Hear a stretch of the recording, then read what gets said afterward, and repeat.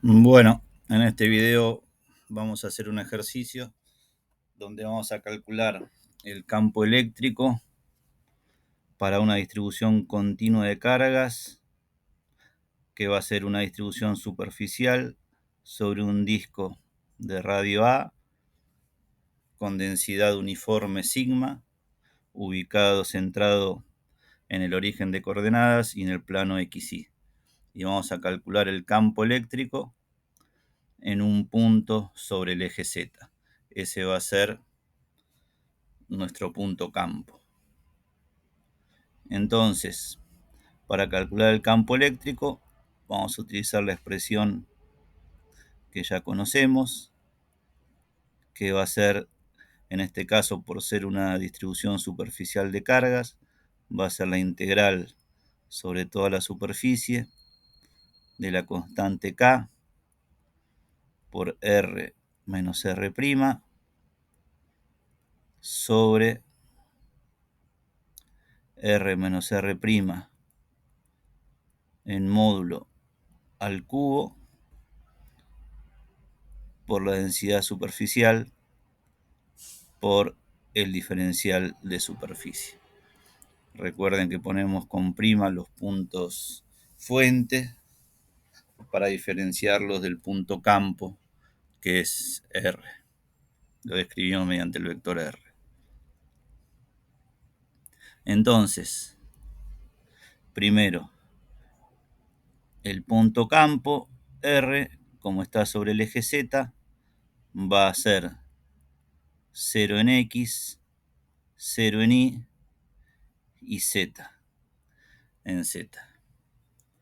Ahora, los puntos fuentes R' los vamos a escribir en coordenadas polares. Entonces la coordenada X la vamos a escribir como R coseno de tita. La coordenada Y va a ser R seno de tita. Y la coordenada Z va a ser 0, porque todos los puntos fuente son los puntos del disco que tienen coordenada Z igual a 0. Y en este caso el diferencial de superficie, escrito en coordenadas polares, era R diferencial de R diferencial de tita. Entonces, si hacemos ahora el cálculo del vector R menos R', nos va a quedar menos R coseno de tita menos R seno de tita y Z. Si calculamos el módulo de R menos R', va a ser menos R coseno de tita al cuadrado, que es lo mismo que R cuadrado coseno cuadrado de tita, más menos R seno de tita elevado al cuadrado, que es lo mismo que R cuadrado seno cuadrado de tita, más Z al cuadrado, todo elevado a la 1/2. Si en los dos primeros términos sacamos factor común R cuadrado, nos va a quedar R cuadrado multiplicando al coseno cuadrado de tita más el seno cuadrado de tita, que eso es igual a 1. Con lo cual, lo que obtenemos es R cuadrado más Z cuadrado elevado a la 1/2. Entonces, el módulo de R menos R' al cubo, nos va a quedar esa expresión elevada al cubo, con lo cual vamos a tener simplemente que R menos R' módulo al cubo va a ser igual a R cuadrado más Z al cuadrado, todo elevado a la 3/2. Bueno, entonces A partir de esas expresiones vamos a poder escribir el campo eléctrico de la siguiente manera. Va a ser la integral sobre la superficie de K por el vector R menos R', que va a ser menos R coseno de tita menos R seno de tita y Z, por la densidad superficial, por el diferencial de superficie, todo dividido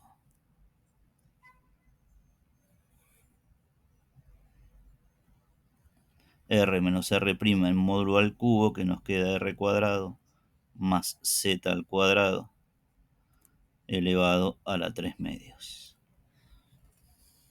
Entonces, a partir de esa expresión, vamos a poder calcular el campo eléctrico componente X, que va a ser simplemente la integral sobre la superficie de K por menos R coseno tita por sigma por diferencial de superficie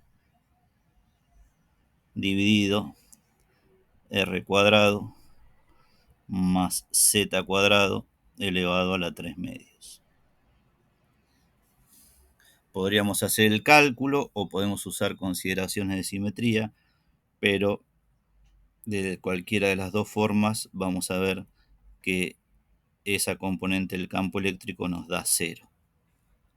Lo mismo va a ocurrir para la componente Y, que nuevamente podemos usar consideraciones de simetría o podemos hacer el cálculo. Si hiciéramos el cálculo tendríamos que calcular la integral que estoy escribiendo ahora.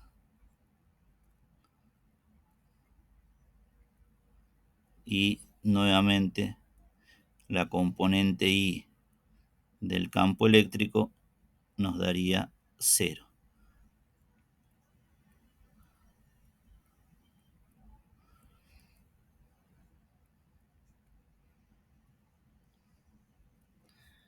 Y la componente Z nos va a quedar la integral sobre la superficie de K por Z por sigma sobre R cuadrado más Z al cuadrado elevado a la 3/2 por el diferencial de superficie. Entonces vamos a hacer el cálculo de la componente Z, que es la única distinta de 0. Entonces, utilizando lo que escribimos antes, que el diferencial de superficie en coordenadas polares es R diferencial de R diferencial de tita, la integral sobre toda la superficie va a ser integrar tita entre 0 y 2pi, integrar R entre 0 y el radio A de la expresión que escribimos anteriormente. K por Z por sigma sobre R cuadrado más Z cuadrado elevado a la 3/2 por el diferencial de superficie, que va a ser R diferencial de R diferencial de tita.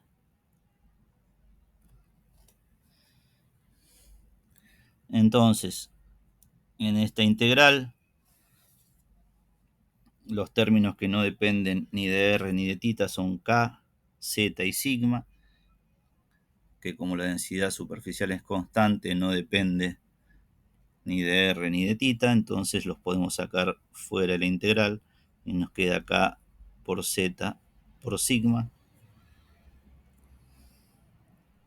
por la integral de 0 a 2pi y la integral de 0 hasta a de la expresión r sobre r cuadrado más z cuadrado elevada a la 3 medios, diferencial de r, diferencial de tita.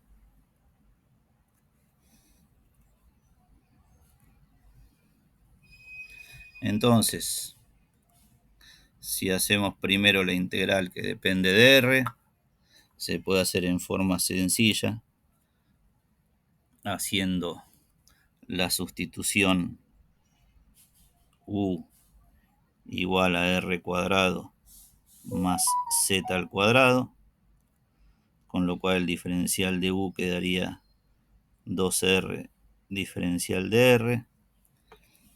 Y si hiciéramos ese cálculo, nos quedaría lo siguiente. K por z por sigma por la integral entre 0 y 2pi de una primitiva de la expresión que tenemos dentro de la integral, que va a ser menos r cuadrado más z cuadrado elevado a lo menos un medio, y eso evaluado entre a y 0. Y diferencial tita. Entonces, si evaluamos la integral que depende de r entre a y 0, nos queda lo siguiente. K por z por sigma por la integral entre 0 y 2pi de lo siguiente. Si evaluamos la función que escribimos dentro del paréntesis rojo en a, nos va a quedar menos a cuadrado más z cuadrado entre paréntesis elevado a la menos un medio. Y a eso le tenemos que restar la misma expresión pero evaluada en 0. Entonces nos quedaría menos z cuadrado elevado a la menos un medio. Diferencial de tita. Ahora, como toda la expresión que nos quedó dentro no depende de tita, lo podemos sacar fuera y la integral entre 0 y 2pi de diferencial de tita va a ser simplemente tita evaluada entre 0 y 2pi. O sea, nos va a quedar lo siguiente. K por z por sigma. Si reordenamos lo que tenemos dentro del paréntesis, nos queda, invirtiendo los términos, z cuadrado elevado a la menos un medio menos a cuadrado más z cuadrado elevado a la menos un medio, y eso lo tendríamos que multiplicar por la integral entre 0 y 2pi de diferencial de tita. Ahora esa integral es sencilla porque va a ser una primitiva que es tita evaluada entre 2pi y 0. O sea que el resultado va a ser 2pi. Con lo cual ya tenemos la componente z del campo eléctrico que, reordenándola, nos va a quedar lo siguiente. Nos va a quedar K por z por sigma por 2pi que multiplica a 1 sobre z al cuadrado elevado a la 1 medio menos 1 sobre a cuadrado más z cuadrado elevado a la 1/2. Entonces, los términos dentro del paréntesis los podemos reescribir. El primer término, z cuadrado elevado a la 1/2, nos queda módulo de z. Y si la z que tenemos multiplicando acá afuera la distribuimos dentro del paréntesis, nos va a quedar esta expresión. 2pi por k por sigma, que multiplica a z dividido el módulo de z, menos z dividido a cuadrado más z cuadrado elevado a la 1/2, que es lo mismo que calcularle la raíz cuadrada. Entonces, a partir de esa expresión, ya podemos escribir el campo eléctrico en un punto cualquiera del eje Z, que va a ser un punto que tenga coordenadas 0 de X, 0 de Y y Z en Z, y ese campo eléctrico va a ser igual a la expresión que obtuvimos antes, 2pi por K por sigma, que multiplica a Z sobre módulo de Z, menos Z sobre la raíz cuadrada de A cuadrado más Z cuadrado, y todo eso en K versor. Y ese sería el resultado de este ejercicio.